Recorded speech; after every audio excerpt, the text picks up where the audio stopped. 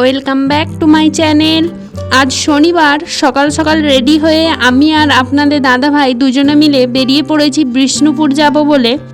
আজ রোদ্দুরটা বেশ চড়া ছিল, সেই জন্য একটা তোয়ালে নিয়ে নিয়েছিলাম, মুখে তাহলে আর রোদ লাগবে না। এদিকে দুজনে মিলে বেরিয়ে পড়েছি। আজকে বিষ্ণুপুরে ছিন্নমস্তাক মায়ের মন্দির যাব, ওইখানে পুজো দেব, আর তার সাথে পাশাপাশি যে ঘোরার জায়গাগুলো আছে সেইগুলোও ঘুরে নেব। মানে রথ দেখাও হবে আর কলা বেছাও হবে, সেই হিসাবেই বেড়ানো হয়েছে। প্রথমেই পৌঁছে গেলাম মায়ের মন্দিরে, ছিন্নমস্তাক মায়ের মন্দিরে। এইখানে এসে গাড়ি পার্কিং করে দিয়ে মায়ের মন্দিরের পাশেই এই রকম ডালা বিক্রি হচ্ছে অনেক দোকানেতেই। তার মধ্যে আমরা একটা দোকান থেকে ডালা নিয়ে নিলাম, সাথে একটা উড়ুনিও নিয়ে নিয়েছিলাম ও পুজো দিয়ে আমাদের গাড়িটাই বেঁধে দেবো বলে। তারপরে এদিকে আমি মন্দিরে চলে আসলাম, হাত ধুয়ে পা ধুয়ে ডালা নিয়ে চলে আসলাম মন্দিরের ভেতর। মন্দিরে অনেক আগে থেকেই পুজো হচ্ছিল, অনেক আগে থেকে ভক্তরা পুজো দিচ্ছিল। তারপরে আমরাও পৌঁছে গেলাম, আমরাও পুজো দিয়ে দিলাম। এদিকে আমাদের পুজো দেওয়াও হয়ে গিয়েছিল। আমি কখনো আগে বিষ্ণুপুর যাইনি, ছোটবেলা থেকে এখন পর্যন্ত কখনোই যাইনি, এই প্রথম আপনাদের দাদা ভাইয়ের সাথে বিষ্ণুপুর গেলাম। এইদিকে আমাদের পুজো দেওয়াও শেষ হয়ে গেছে, ঠাকুরমশাই ডালাও দিয়ে দিয়েছেন, সাথে ধূপগুলোও দিয়ে দিয়েছেন, আমাদেরকে জ্বালিয়ে দিতে বলেছেন। আমি এদিকে ধূপগুলো জ্বালিয়ে নিলাম, জ্বালিয়ে মাকে আরতি করে তারপরে আবার ধূপগুলো এখানে এসে রেখে দিলাম। ওখানেই ধূপ মোমবাতি দেওয়ার জায়গা, কেন মন্দিরের ভেতর দিলে অনেক ধোঁয়া তারপরে নোংরা হবে, ওই জন্য বাইরে রেখে দিয়েছে।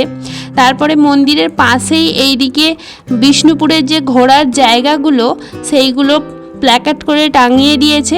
আমরা দেখছিলাম কোন কোন জায়গাগুলো যাব, সবগুলো যাব না।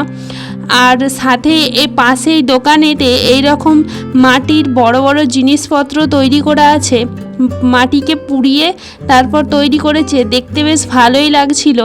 আমি আপনাদের দাদা ভাইকে বলছিলাম ওই বড় দুটো ঘোড়া আমাদের বাড়ি নিয়ে যাব আর আমাদের গেটের সামনে রাখবো। তারপরে আমরা একটু আখের রস খেয়ে নিলাম, এনার্জি নিয়ে নিলাম।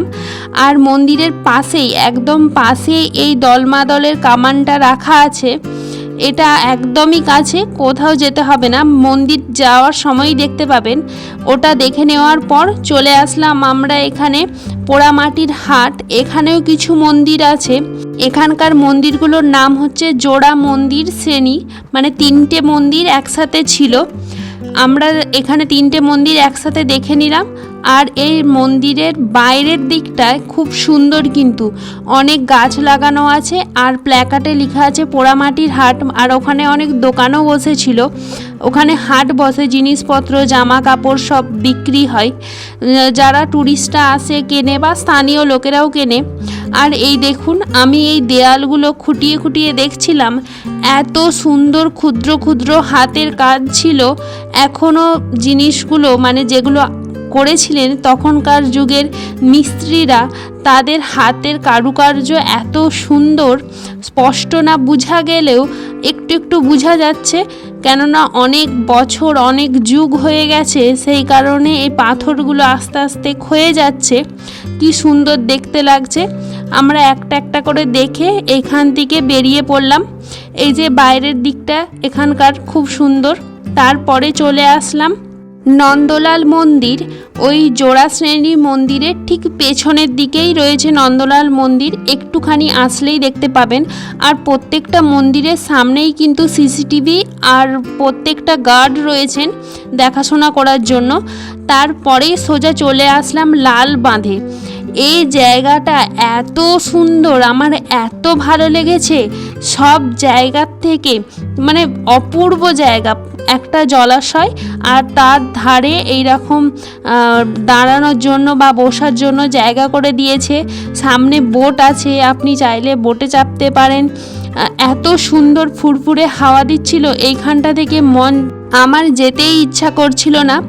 আমি আপনাদের দাদা ভাইকে বলছিলাম যে এখানে কিছুক্ষণ বসি, তারপরে অন্যগুলো দেখতে যাব। তারপর জলাশয়ের নিচের দিকে নেমে আসলাম। অনেক বড় বড় মাছ ছিল কিন্তু, আর ধারে ধারে অনেক পদ্ম ফুলও ফুটেছিল। এই দেখুন অনেকগুলো কিন্তু বসার জায়গা করা আছে, দাঁড়ানোর জায়গা করা আছে। তারপর আমরা এইখানটা থেকে বেরিয়ে পড়লাম।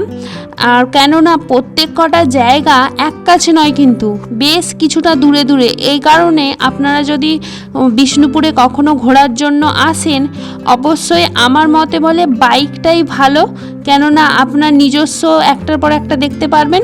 নইলে টোটো ভাড়া করতে হবে, নইলে আপনি পায়ে হেঁটে ঘুরতে পারবেন না। টোটো হলে সেক্ষেত্রে অনেক টাকাই চার্জ নিয়ে নেবে। তো আমাদের বাড়ি থেকে খুব দূরত্ব নয় বিষ্ণুপুর, মোটামুটি ওই 40 কিলোমিটারের মতো, সেই জন্য আমরা বাইকেই আসছিলাম। তো আমাদের সুবিধাই হয়েছিল দুজনের। তারপর লাল বাঁধ দেখার পর আমরা চলে আসলাম রাসমঞ্চ। আর বিষ্ণুপুরের এই রাসমঞ্চতে টিকিট কাটে কিন্তু 25 টাকা করে মাথা পিছু টিকিট কাটে। এই 25 টাকার টিকিটে আপনি 3টে জায়গা দেখতে পারবেন। একটা তো রাসমঞ্চ, আর একটা শ্যামরায়ের মন্দির, আর একটা জোড় বাংলার মন্দির। এই 3টে জায়গার জন্য টিকিট কাটে 25 টাকা। আর বাকি জায়গাগুলোর কোনো টিকিট লাগে না, আপনি এমনিই ঘুরতে পারবেন। তো আমরা এখানে রাসমঞ্চ এসে 25 টাকা করে দুজনে টিকিট কেটে নিয়েছিলাম। তারপরে এখানটা ঘুরতে শুরু করলাম। রাসমঞ্চটা এত সুন্দর, মানে ভেতরটায় ঢুকে গেলে বেশ লুকোচুরি খেলতে সুবিধা। ফ্যামিলি নিয়ে আসলে একসাথে বেশ লুকোচুরি খেললে দারুণ মজা হবে। ফ্যামিলি গিয়েছিল, সবাই মিলে লুকোচুরি খেলছিল, দেখতে বেশ মজা লাগছিল। তারপর আমরা চলে আসলাম এখানে শ্যামরায়ের মন্দিরে। সব থেকে এতগুলো মন্দির দেখলাম, সব থেকে এই মন্দিরটার দেওয়ালেতে নকশাগুলো এখনও অক্ষত আছে।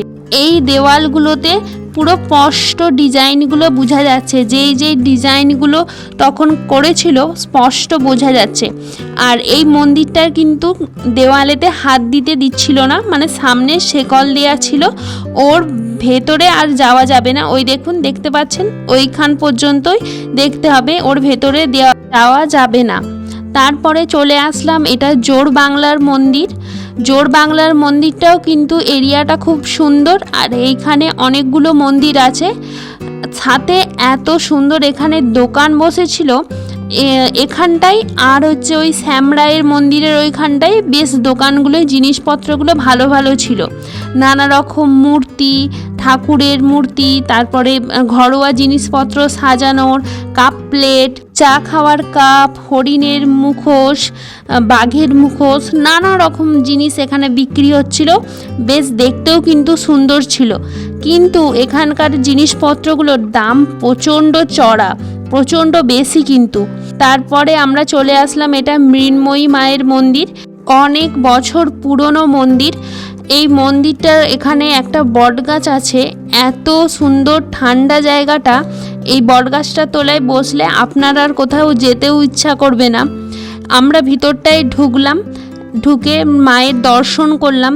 মায়ের মূর্তিটা এত সুন্দর, মৃন্ময়ী মা শান্ত, তো একদম শান্তই, মানে মুখটা দেখলে আপনি সব ভুলে যাবেন, খুবই সুন্দর দেখতে লাগছিল। তারপরে এইখানে কিছু ফটো তুলে নিলাম। ফটো তুলে নেওয়ার পর পাশের দোকানগুলোতে খুব সুন্দর ডোকরার কাজ ছিল কিন্তু। এই ডোকরার কাজগুলো দেখছিলাম, কত সুন্দর হাতি, বাঘ, কচ্ছপ, তারপরে পেঁচা, নানা রকমের হাড়, খুব সুন্দর দেখতে লাগছিল। তারপর পাশেই কিছুটা আসার পরেই এখানে হচ্ছে রাজার উদ্যান, মানে রাজার বাগান ছিল। এটাতে আমরা ঢুকিনি, বাইরে থেকে দেখে চলে আসলাম পুরনো কেল্লার তোরণে। এখানেই সৈনিকরা সবাই থাকতো, এখান থেকে বাইরের কোনো শত্রু আক্রমণ করছে কিনা জানতে পারতো। তারপরে বাড়ি ফেরার উদ্দেশ্যে চলে আসলাম, কেননা অনেকটা দেরি হয়ে গিয়েছিল। আজকের ভ্লগটা এখানেই শেষ করলাম। যদি ভালো লাগে অবশ্যই লাইক, কমেন্ট, শেয়ার করবেন এবং চ্যানেলটি সাবস্ক্রাইব করে পাশে থাকবেন। ধন্যবাদ।